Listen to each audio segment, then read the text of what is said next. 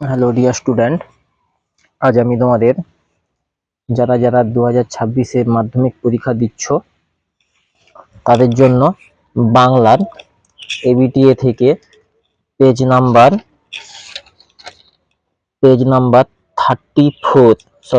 43 নম্বর page বাংলার, সেখান থেকে এমসিকিউ প্রশ্নগুলো তোমাদেরকে তুলে ধরবো।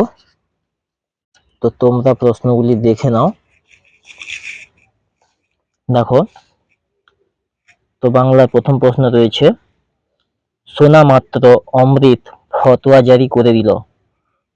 ফতোয়া শব্দের অর্থ, উত্তরটা হচ্ছে রায়। 2 জগদীশবাবু বিরাগীকে প্রণামী দিতে চেয়েছিল 101 টাকা।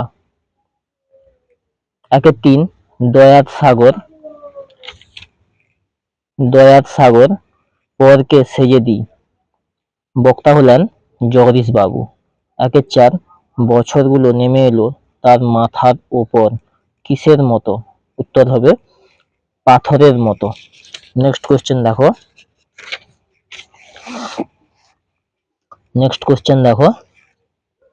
44 পেজ, 5 ছড়ানো রয়েছে কাছে দূরে। কি ছড়ানো রয়েছে? এর উত্তর হবে শিশুদের শপ।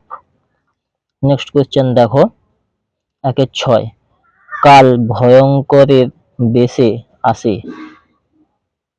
সুন্দর, উত্তরটা হবে 7 খাগের কলম দেখা যায়।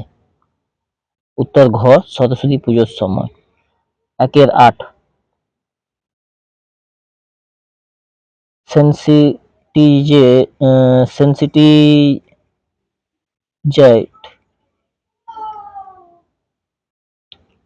সেন্সিটিজ পেপার এর সঠিক বাংলা অনুবাদ হলো সুগ্রাহী কাগজ। 9 কঙ্কাবতী ও ডমরুধর এর স্বনামধন্য লেখকের নাম হলো ত্রৈলোক্যনাথ মুখোপাধ্যায়। 10 সূর্য উঠলে পদ্ম ফোটে।